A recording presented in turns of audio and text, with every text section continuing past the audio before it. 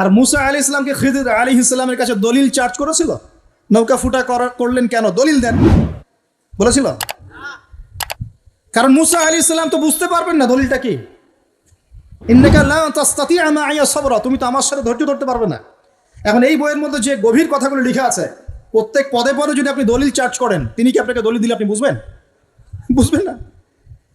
অন্যদিন কথা হবে এগুলো নিয়ে। দেখুন, একজন মানুষ ইসলাম পালন করতে হলে তাকে কোরআন এবং হাদিস ফলো করতে হবে।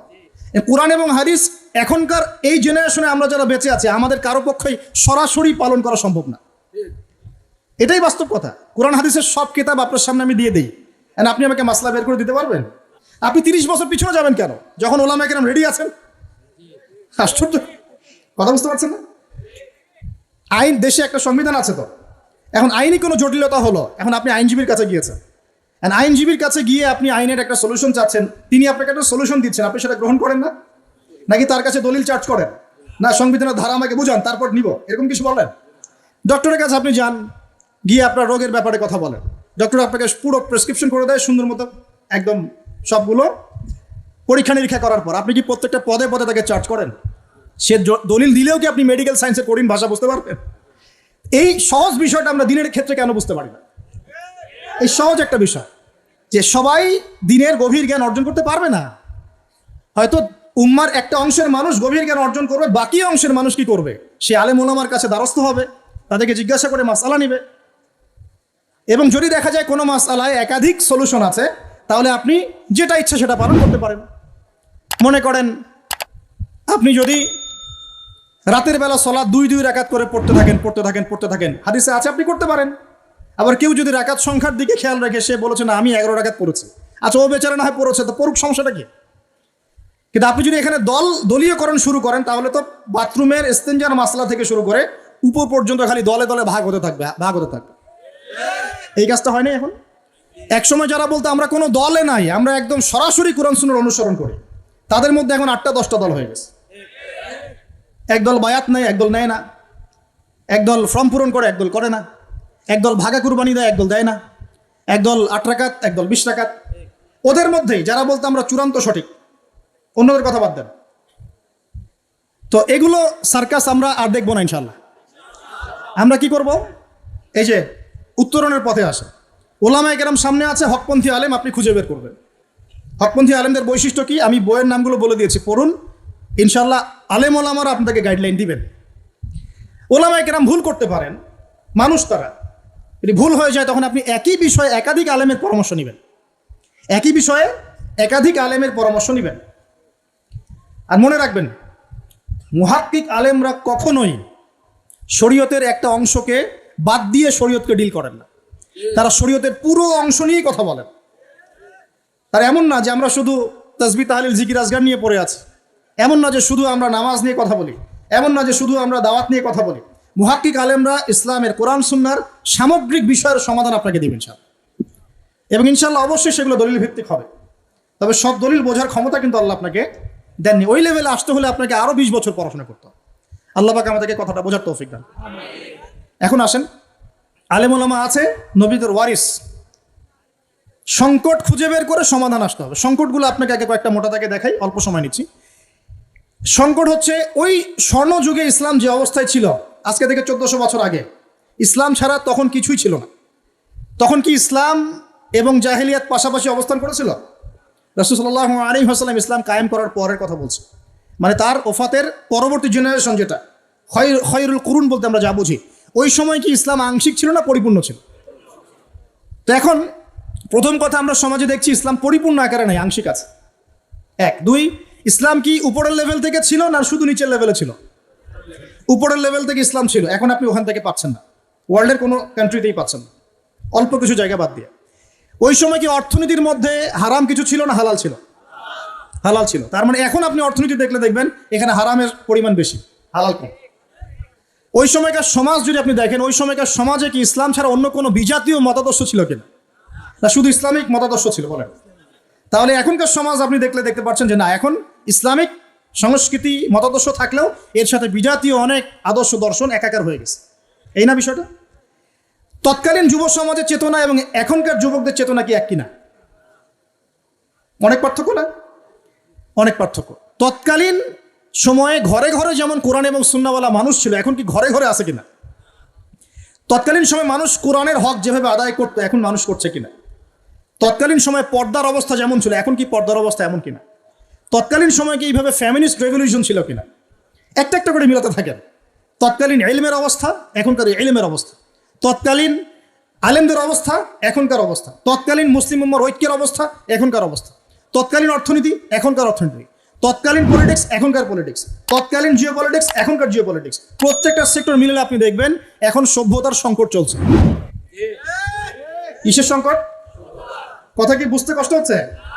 আমি জানি ইয়াং জেনারেশন অনেক স্মার্ট, তারা কথাগুলো বুঝতে পারবে ইনশাআল্লাহ। আর আমি অশিক্ষিতদের জন্য ওয়াজ করি না। আর থাক, বাদ দেন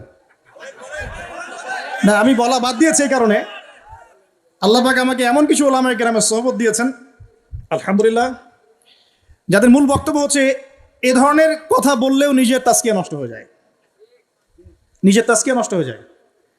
আমি মনে করেন হকের উপরেই আছি, সেটা প্রতিষ্ঠা করতে গেলেও আমার তাজকিয়া নষ্ট হয়ে যাচ্ছে। এটা নোংরা জগৎ। এই জগৎটা মানুষকে ঝগড়াঝাঁটি এবং আপোষে কুন্দলে ব্যস্ত রেখেছে। এই কাজগুলোতে ব্যস্ত থাকলে মানুষের তাজকিয়া থাকে না। তাজকিয়া অন্য জিনিস, যে পায়নি সে স্বাদ বুঝতে পারবে না, যে পেয়েছে সে অন্তর থেকে ফিল করবে তাজকিয়া কি জিনিস। তাজকিয়ার সাথে এদের কি সম্পর্ক? যারা উম্মাকে বিভক্ত করে রেখেছে, প্রত্যেকটা মাসআলা নিয়ে সমাজে ফিতনা সৃষ্টি করছে, এদের সাথে তাজকিয়ার কোনো সম্পর্ক নাই, কোনো সম্পর্ক নেই। এজেন্ডা একটাই ছিল উম্মাকে বিভক্ত করে ছিন্ন ভিন্ন করে ফেলা, এবং সেই এজেন্ডায় কিন্তু তারা মোটামুটি সফল হয়েছে। কাদের স্বার্থে? বিদেশি প্রভুদের স্বার্থে। শব্দটা ডলার হবে না, শব্দটা হবে পেট্রো ডলার। কি ডলার? আর একদিন কথা হবে ইনশাল্লাহ এগুলো নিয়ে। আসুন, এখন সভ্যতার সংকট চিনতে পারছেন? উত্তরণের জন্য এখন করণীয় কি? ওলামায়ে কেরাম কি বলছেন আমি আমার মতো করে সাজিয়ে বলছি। 10টা কথা বলবো, খালি 10টা পয়েন্ট। ওলামায়ে কেরাম বলতে চাচ্ছেন এই সভ্যতার সংকট থেকে উত্তরণের জন্য প্রথমত আপনাকে আমাকে দুনিয়াতে থাকার, বা আল্লাহ যে পাঠিয়েছেন, কেন পাঠিয়েছেন, কেন বেঁচে আছি, এই আদর্শ এবং এই দর্শনটা ঠিক করতে হবে। দুনিয়ার হাকিকত, দুনিয়ার ক্ষণস্থায়িত্ব এবং দুনিয়াতে আমরা যে বেঁচে আছি কি উদ্দেশ্যে, কেন আছি, আমি না থাকলে কি হতো আল্লাহ পাকের, এই দুনিয়ার হাকিকতটা আগে উপলব্ধি করতে হবে। দুনিয়ার হাকিকত কি ভাই? এই যে আমাদের যুবক একজন ভাই বাইক নিয়ে দৌড়ে যাচ্ছেন রাস্তা দিয়ে, পিছনে প্রেমিকাকে নিয়ে ট্রাকের তলে পিষ্ট হয়ে একদম শেষ হয়ে গেল। এইটা হলো দুনিয়ার হাকিকত, এটা দুনিয়ার হাকিকত। এক ভাই সারাদিন দুনিয়া কামাই করার জন্য হালাল হারাম বিভিন্ন পন্থায় টাকা পয়সা আর্ন করছেন, 5-10 তলা বিল্ডিং তুললেন, ঢোকার আগেই শেষ। এটা দুনিয়ার হাকিকত, এগুলো দুনিয়ার হাকিকত। ওলামায়ে কেরাম বলতে চাচ্ছেন কোরআন হাদিস থেকেই, তারা তো আর কোরআন হাদিসের বাইরে কথা বলবেন না, যে দুনিয়াতে আমরা কেন বেঁচে আছি, আমাদের উদ্দেশ্যটা কি, কেন আমি না থাকলে আল্লাহর কিছু কি যায় আসতো, আল্লাহ পাক কেন আমাকে এখানে রেখেছেন, আমার কাজ কি, আমার উদ্দেশ্য কি, এটা বোঝা 1 নম্বর কাজ। আমার কথা কি বুঝতে পারছেন ভাই? অর্থাৎ কেন আছি, উত্তর হচ্ছে আল্লাহর দিন পালন করব, আল্লাহর দিনের পরিবার সাজাবো, আল্লাহর দিনের প্রচার করব, আল্লাহর দিন প্রতিষ্ঠার চেষ্টা করব। এছাড়া দুনিয়াতে বেঁচে থাকার আমাদের কোনো উদ্দেশ্য নেই। এই দুনিয়াতে আমরা বউ বাচ্চা স্ত্রী সন্তানের সাথে আনন্দ ফুর্তি করার জন্যই আসি নাই। এখানে এই দুনিয়াতে আমরা প্রেমিকার পিছনে সময় নষ্ট করার জন্য আসি নাই।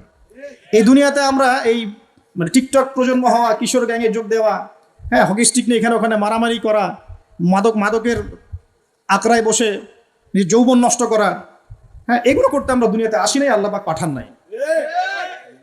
আচ্ছা, 5 মিনিটে শেষ করছি, আমি 5 মিনিটে শেষ করে দিচ্ছি। দুনিয়ার হাকিকত এটাই ভাই, আমরা এখানে এগুলো করতে আসি নাই, এটাই বাস্তব কথা। কেন এসেছি তাহলে? ওই যে বললাম, 1, আল্লাহ পাকের দিন আগে নিজে পালন করব, 2, আল্লাহ পাকের দিন আমার পরিবারে প্রতিষ্ঠা করব, 3, আল্লাহ পাকের দিন আমি আমার সমাজে প্রচার করার চেষ্টা করব, যোগ্যতা নিয়ে, আগে যোগ্যতা অর্জন করব তারপরে।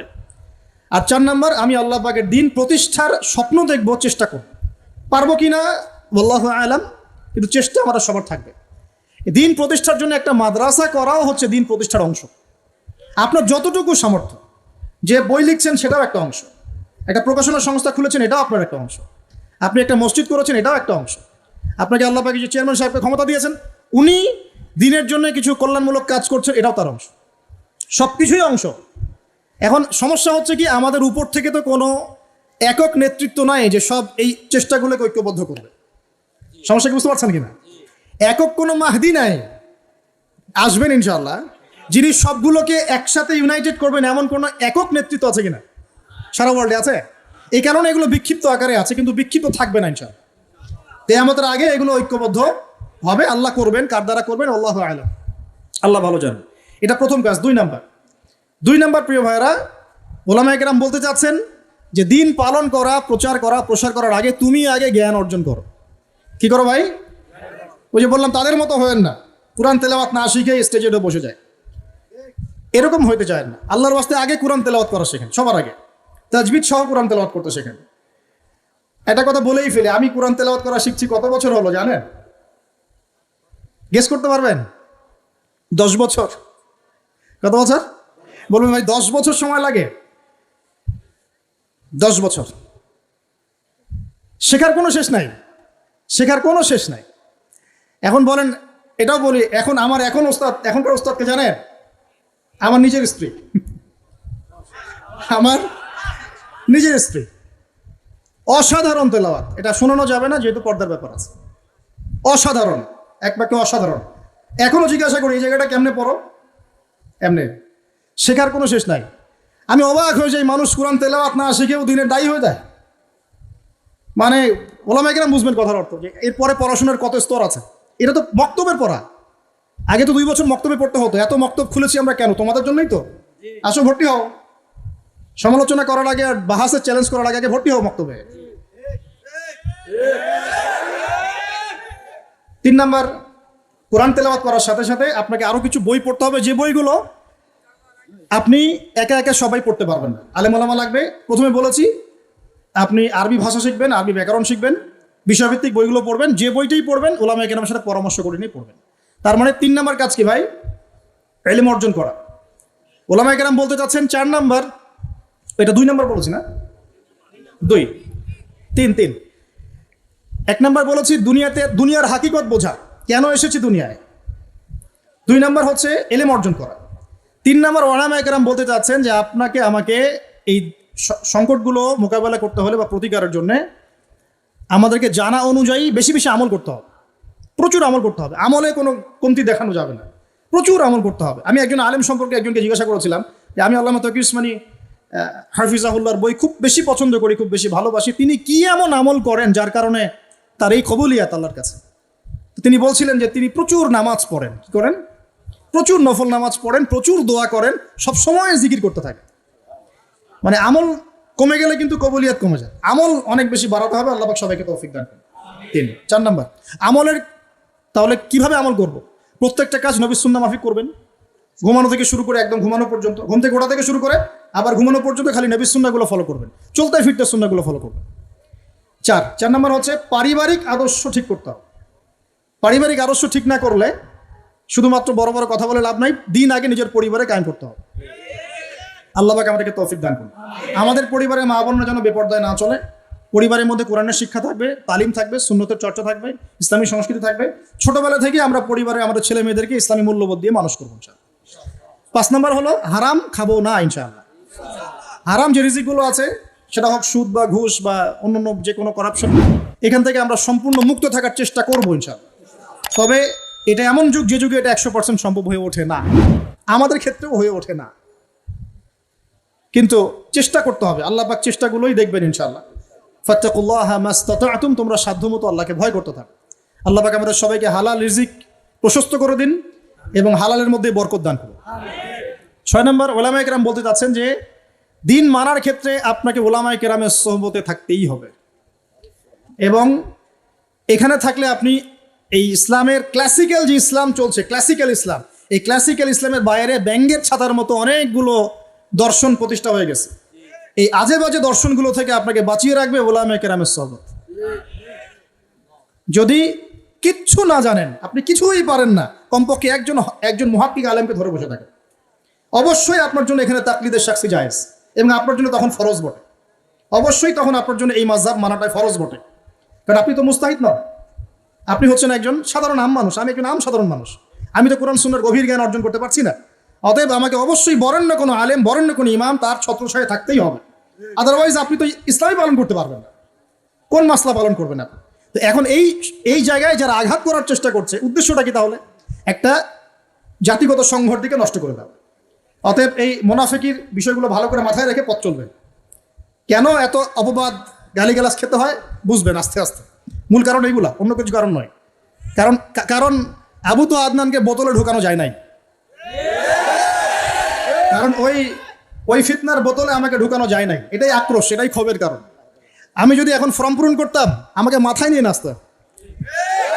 কথা হয়তো বুঝতে পারতেছেন না, কিন্তু আলহামদুলিল্লাহ আমরা হকের পিপাসু। যেখানে হক থাকবে সেখানে যাবো ইনশাআল্লাহ, ইনশাআল্লাহ। হ্যাঁ, তাদের মধ্যেও যদি কোনো হক বিষয় থাকে সেটা নিব ইনশাআল্লাহ, কোনো সমস্যা নাই। ওইটুকু হক নিতে আমার কোনো সমস্যা নাই। কিন্তু আংশিক ইসলাম পালন করবেন, আংশিককে রিফিউজ করবেন, ইসলামের আংশিকতাকে জনগণের সামনে তুলে ধরবেন, সমাজে ফিতনা লাগাবেন, ঐক্য জাতিগত সংহতি নষ্ট করবেন, সেগুলোর বিরুদ্ধে কথা বললে খারেজি ফতোয়া মারা শুরু করবেন। এইসব ফতোয়া আমাদের কাছে টিস্যু পেপার, আর কিছুই না। আল্লাহ পাক আমাদের সবাইকে পরকালের স্বার্থে কাজ করার তৌফিক দান করুন। প্রিয় ভাইয়েরা, উলামায়ে কেরাম এটা বলতে চান যে মুহাক্কিক যে কোনো উলামায়ে কেরামের সোহবতে এসে দিন শিখবেন। আপনি যদি কিচ্ছু না বসেন, অন্তত একজন আলেমের কাছে, একজন, অন্তত যে কোনো একজন, তিনি আপনাকে পথ দেখাবেন ইনশাআল্লাহ। এতটুকু আপনার কর্তব্য। 7 নম্বর, প্রিয় ভাইরা, 7, 8, 9, 10 চারটা বলে খালি শেষ করে দিই। 7 নম্বর হচ্ছে যে আল্লাহ পাক আমাদেরকে যতটুকু সামর্থ্য দিয়েছেন, এই সামর্থ্য অনুযায়ী দিনের পথে খরচ করতে হবে। ব্যয়, আমরা তো জান দেওয়ার কথা আগে বলি, জান দেওয়ার কথা আল্লাহ আগে বলেন নাই। আল্লাহ পাক, মহান আল্লাহ পাক আগে বলেন নাই। আল্লাহ পাক আগে মাল কুরবানি দেওয়ার কথা বলেছে। আল্লাহ পাক আগে মাল কুরবানি দেওয়ার কথা বলেছেন। ইভেন যেখানে আল্লাহ পাক জিহাদ শব্দ ইউজ করেছেন, সেখানেও আগে মালের কথা এসেছে। ওয়াজাহিদু ফি সাবিলিল্লাহি বি আমওয়ালিকুম ওয়া আনফুসিকুম, আগে মালের কথা বলেছে। মাল দেওয়া এত সহজ না, তো এত সহজে বের হয়? আর বিশ্বাস করেন, আল্লাহর পথে খরচ করার জন্য অর্থের দরকার নাই, এটা কলিজার দরকার। খালি কলিজার দরকার, কলিজা থাকলেই খরচ হবে ইনশাআল্লাহ। প্রিয় ভাইয়েরা, আল্লাহর পথে খরচ করুন। প্রতিদিন 10 টাকা হলেও সদকা করুন, প্রতিদিন 1 টাকা হলেও সদকা করুন। একটা বাসায় ব্যাংকে রাখুন, আপনি প্রতিদিন একটু করে জমান। সপ্তাহে সপ্তাহে সেটা মসজিদে দিবেন, মাদ্রাসায় দিবেন, সমাজ কল্যাণমূলক কাজে দিবেন, ইসলামিক খেদমতের কাজে দিবেন, বা কিছু বই কিনে নিজে পড়বেন, মানুষকে হাদিয়া দিবেন। মানে ইসলামিক কাজে আপনি টাকা পয়সা ব্যয় করেন। আল্লাহ পাক তৌফিক দান করুন। একটা খালি পয়েন্ট বলি, ইসলামিক ইকোনমিক্সের সবচেয়ে বেসিক জিনিসটা কি বলেন তো দেখি? বলেন, কে পারবেন? যাকাত। হ্যাঁ, এক্স্যাক্টলি, যাকাত। আপনারা কি জানেন সারা পৃথিবীতে এই রমজানে কত টাকার যাকাত উঠেছে? সম্ভবত $100 বিলিয়ন মতো। $100 বিলিয়ন কত জানেন? আমরা যে IMF এর কাছে লোন চাই, তারা কতটুকু লোন দেয়? 5 বিলিয়ন, 10 বিলিয়ন, হ্যাঁ, 15 বিলিয়ন, 2 বিলিয়ন, 4 বিলিয়ন, এরকমই তো। সারা ওয়ার্ল্ডে রমজানে যাকাতই উঠেছে $100 বিলিয়ন মতো। ইসলামিক অর্থনীতির ভিত্তি এটা। অর্থাৎ আপনার যাকাত, ওসর, যে এই যে বিষয়গুলো আছে, এগুলোকে আল্লাহর পথে যদি খরচ করেন, আমাদের কারো কাছে হাত পাতারই প্রয়োজন নেই। আর এই কারণেই কিন্তু যাকাতের দিকে অনেক শকুনের চোখ পড়েছে। সতর্ক থাকবেন। এটাই, আপনার ইকোনমিক্স পড়েন, ইকোনমিক্স ছাড়া এই ওয়ার্ল্ডকে ডিল করতে পারবেন। ওই যে বললাম, কিছু মানুষ বোঝে চাল দিয়ে ফেতরা দিতে হবে, কিন্তু নবী সাল্লাল্লাহু আলাইহি ওয়াসাল্লাম দিনার দিরহাম ইউজ করেছেন, এটা বোঝেন। আর আমি কোনোদিনও বলি নাই যে কাগজের টাকা হারাম। এরা অপবাদ দেয়াতে পটু সেরা। এরা তো আবু হানিফা রাহিমাহুল্লাহকে অপবাদ দিতে বাদ রাখে নাই। আমি তো কিছুই না। আমি বলেছি সিস্টেমটা হারাম, কারণ এই সিস্টেমের মধ্যে টাকার মান কমে যায়, ইন্ট্রিনসিক ভ্যালু কমে যায়। ইসলামিক যে দিনার এবং দিরহাম রাসূল সাল্লাল্লাহু আলাইহি ওয়াসাল্লাম ইউজ করেছেন, সেটা এখন বিশ্বে কোথাও নাই। এখন নাই, বাধ্য হয়ে আমরা এটা ফলো করছি। অনেক কিছু তো ইসলামে নাই, এখন তো বাধ্য হয়ে আমাদের করতে হচ্ছে। নবীর যুগের সেই খিলাফ এখন আছে, তো বাধ্য হয়ে আমরা পালন করছি। যা আছে সামনে তাই পালন করছি। নবীর যুগে কোনো মেয়ে বেপরদায় চলতো না, এখন চলে কিনা? চোখের হেফাজত করা সম্ভব? কষ্ট হয়, তো বাধ্য হয়ে আমরা চলছি। তো বাধ্য হয়ে একটা জিনিস মানা আর একটা এমনি এমনি স্বীকার করা, সেটা কি এক জিনিস হলো? তা আমরা এখন বাধ্য হয়ে এবং এই ইকোনমিক সিস্টেম ডিল করতে হচ্ছে। আল্লাহ পাক যখন চাবেন তখন এটা আবার উঠে যাবে ইনশাআল্লাহ, আবার ইসলামিক ইকোনমিক সিস্টেম আসবে ইনশাআল্লাহ। এখন আসেন যে, হ্যাঁ, 7 নম্বর কি বললাম? আল্লাহর রাস্তায় মাল খরচ করে। 8 নম্বর হচ্ছে বাল্লিগু আন্নি ওয়ালাউ আয়া, আল্লাহর পথে দাওয়াতি কাজ করবেন, যতটুকু পারেন ততটুকু। যতটুকু আপনি শিখেছেন, সময় দিয়েছেন আল্লাহর পথে, 3 দিন, 7 দিন, 40 দিন, অনেক সময় দিয়েছেন। আমি জানি আমাদের ভাইরা এগুলো অনেক বেশি অ্যাক্টিভ, এবং এগুলোতে অ্যাক্টিভিটি থাকলে তাজকিয়া অর্জন করা সহজ হয়। একটা সিস্টেমের মতো থাকলে কাজগুলো করা সহজ হয়। এই জন্য ওলামায়ে কেরাম এই সিস্টেমগুলো ফাংশন করেছেন, যাতে আপনারা এর মধ্যে থাকলে একটা রুটিন ওয়াইজ লাইফ লিড করতে পারেন। এটাকে তো ফরজ করে দেওয়া হয় নাই, দেওয়া হয়েছে আপনাকে দিন শেখানোর জন্য কাছে ডেকে এই তরিকাগুলো করা হয়েছে। এখন এখানে আমি যদি যতটুকু শিখি এতটুকু যদি দাওয়াতি কাজ করতে থাকি, যতটুকু পড়েন, সৎ কাজে আদেশ অসৎ কাজে নিষেধ করেন, দিন এগিয়ে যাবেন ইনশাআল্লাহ। 9 নম্বর, আমাদের মা বোনদের ব্যাপারে ওলামায়ে কেরাম খুব সতর্ক থাকতে বলছেন। 9 নম্বর, সব কিছু চলে গেল, পরিবারের মান ইজ্জত পর্দা যেন না চলে যায়। এটা হচ্ছে অনেক বড় একটা কথা। যদি আমরা আমাদের মেয়েদেরকে কন্ট্রোল করতে পারতাম, সমাজে জেনার হার আজকে 50% কমে যেত। আমরা তো পারছি না, আমরা জানি না আমরা কি চাই। একজন মহিলা বোরখা পরে আছেন, তার মেয়ে পাশে নগ্ন হয়ে আছে, অর্ধনগ্ন হয়ে আছে। অ্যান্ড বোরখাটা তো আপনার মেয়েকে পরানো দরকার। যুব সমাজ তো আপনাকে দেখে না। যুবকরা কি আপনাকে দেখে? তার মানে তোমরা দেখো। আচ্ছা, তো এই মা কি চান? আমি ঢাকা শহরে যখন থেকে থাকা শুরু করেছি ভাই, এটাও বাধ্য হয়ে, বিকজ আমার ফ্যামিলি আছে এখানে আমার ফ্যামিলি আছে, আমি আপনাদের জামাই। এখন শিখলাম আমি এখানে শিখলাম যে মা মেয়েকে বলছে যে তোর বয়ফ্রেন্ড নাই কেন? তুই সবাই ঘুরতে যায় ঈদের দিন, তুই যাইতে পারস না? বলতেছে তুই ঘুরতে যেতে পারস না, সবাই যায়। অবাক হয়ে যাই, মানে কি বলবো, অবাক লাগে যে মানুষের চিন্তাধারা এখন এই পর্যায়ে চলে আসে। তাহলে আমরা আমাদের সমাজের মধ্যে জেনাকে উস্কে দিচ্ছি না নিজেরাই? এখান থেকে না সরে আসতে পারলে সমাজের নারী পুরুষের ব্যালেন্স এবং এই পবিত্রতা এটা বজায় থাকবে না, সমাজের পবিত্রতা নষ্ট হয়ে যাবে। যেটা হচ্ছে দিন দিন আমরা সবাই বুঝতে পারছি, ভুক্তভোগীও হচ্ছে। অহরহ ধর্ষণের ঘটনা ঘটছে, মেয়েদের টিজিংয়ের ঘটনা ঘটছে, মেয়েরা খুনের শিকার হচ্ছে। এই তো কালকেই মনে একটা নিউজ দেখলাম যে বাসায় টিচারের হাতে একটা মেয়ে খুন হয়ে গেল। তাহলে আমরা ফিতনাগুলোর দরজা কেন খুলে দিব? আমরা আমাদের পরিবারের মধ্যে পর্দাটা কায়েম রাখবো ইনশাআল্লাহ। ফেমিনিস্ট মহিলারা গলা খাকাতে খাকাতে চিল্লাচিল্লি করতে করতে মারা যায়, যাক, ওদের দর্শন আমাদের গেলার কোনো দরকার আছে না? যারা মেয়েদের দেহটাকে পণ্য বানিয়ে ব্যবসা করতে চায়, ওরা চিল্লাচিল্লি করে মারা যায়, কিয়ামতের মাঠে জাহান্নামে যায়, যাক, আমাদের কিছু যায় আসে? আমরা বিয়ে করলে পর্দাশীল মেয়ে বিয়ে করব। আমরা আমাদের বোনদেরকে বোঝাবো যে ছোট বোন বড় বোন পর্দায় থাকো, এটা তোমার সম্ভ্রম, এটা ফরজিয়াত, নামাজ যেমন ফরজ এটাও ফরজ। আমরা আমাদের মাদেরকে নসিহত করব। আমাদের অনেকের মারাই পর্দা করে মাশাআল্লাহ, আর পিতামাতাকে নসিহত করা যায়, তাদেরকে শাসন করা যায় না। আর আমরা আমাদের মেয়েদেরকে অবশ্যই শুরু থেকে পর্দা শেখাবো। এভাবে আমরা পারিবারিক আদর্শটা সুন্দর করার চেষ্টা করবো ইনশাআল্লাহ। মেয়েদের ক্ষেত্রে একটু সবর দরকার, কারণ সব কথা ওরা সরাসরি শুনতে চায় না। তো এই জন্য ধৈর্যের সাথে পথ চলতে হবে। আল্লাহ পাক তৌফিক দান করুন। সবশেষ কথা সেটা হলো 10 নম্বর, আমাদের সমাজের ঐক্য এবং সংহতি বজায় রাখতে বলেছেন উলামায়ে কেরাম। সমাজের ঐক্য সংহতি বজায় রাখতে হলে অবশ্যই উলুল আমরদেরকে মেনে চলতে হবে, ধর্মীয় ক্ষেত্রেও এবং রাজনৈতিক ক্ষেত্রেও। আমরা সৎ কাজের আদেশ করব, অসৎ কাজে নিষেধ করব। যদি আমরা আমাদের ঊর্ধ্বতন কর্তৃপক্ষের কাছ থেকে কোনো রকম ইসলামের নেগেটিভ কোনো বিষয় দেখতে পারি, সবর করব, তাদেরকে সদুপদেশ দিব এবং আলেম ওলামার সহবতে তাদেরকে নিয়ে আসার চেষ্টা করব। আমরা তাদের বিরুদ্ধে বিদ্রোহ করতে যাব না, প্রয়োজন নাই। এগুলো করার মধ্যে কোনো আসলে লাভের চেয়ে ক্ষতি অনেক বেশি, লাভের চেয়ে ক্ষতি অনেক বেশি। সামাজিক ঐক্য সংহতি শৃঙ্খলা বজায় রাখাটা খুব বেশি গুরুত্বপূর্ণ। আর আমরা তো অমুসলিম সমাজে বসবাস করি না, আমরা তো মুসলিম সমাজে বসবাস করি। আমরা মুসলমানের বিরুদ্ধে অস্ত্র ধরবো না, কথা কি ক্লিয়ার? এরপরেও বলবে যে ঘোমটা কিছু বলবে খারাজি, সব ঘোমটা এক না, অবশ্যই কিছু ঘোমটা পরে মানুষ তাগুতের কোলে উঠে বসে থাকে, আর কিছু ঘোমটা পরে মানুষ আরবের জেলখানায় পচে মরে। দুটো এক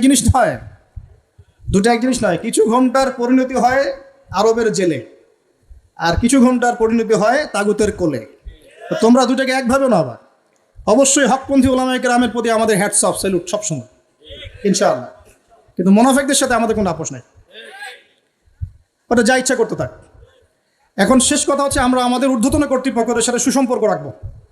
তাদের সাথে আমরা কোনো রকমের মানে সাংঘর্ষিক কোনো জায়গায় যাবো না ইনশাআল্লাহ, যতক্ষণ না তারা স্পষ্টভাবে ইসলামের এগেনস্টে অবস্থান নেয়, ততক্ষণ পর্যন্ত না।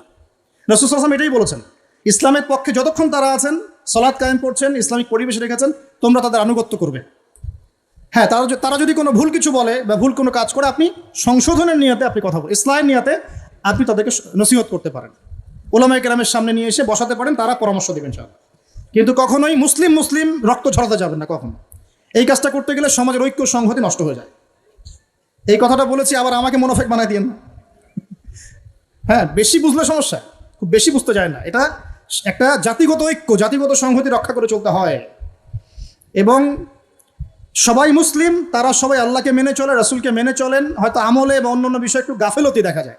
নসিহতের মধ্য দিয়ে, পরামর্শের মধ্য দিয়ে, হেদায়েতে দোয়া করে করে আল্লাহ যদি চান তাদের মধ্যেও ওমর হামজার মতো মানুষ আসতে পারে। আমরা প্রাণ খোলা দোয়া করবো আল্লাহ পাক যেন আমাদের উপরে ওমর এবং হামজার মতো নেতৃত্ব নিয়ে আসে। আমরা দোয়া করবো, কোনো সমস্যা? আমরা কি তাদের নেতৃত্বের ভাগিদার? আমরা হচ্ছি আত্মশুদ্ধি অর্জন করা আমাদের মূল উদ্দেশ্য। আমরা কিভাবে আত্মশুদ্ধি অর্জন করে পরকালে জান্নাত পাবো। আল্লাহ পাক তো আমাকে এখানে অন্য এজেন্ডা দিয়ে পাঠান নাই। তা আমরা আমাদের কর্তৃপক্ষের সাথে সুপরামর্শ এবং সুসম্পর্ক রেখে চলবো ইনশাআল্লাহ, এবং জাতিগত সংহতি, ঐক্য বজায় রাখার চেষ্টা করবো ইনশাআল্লাহ। আল্লাহ পাক আমাদের সবাইকে এই সমসাময়িক সময়ে উম্মার এই বিপর্যয়গুলো চিহ্নিত করার তৌফিক দান করুন।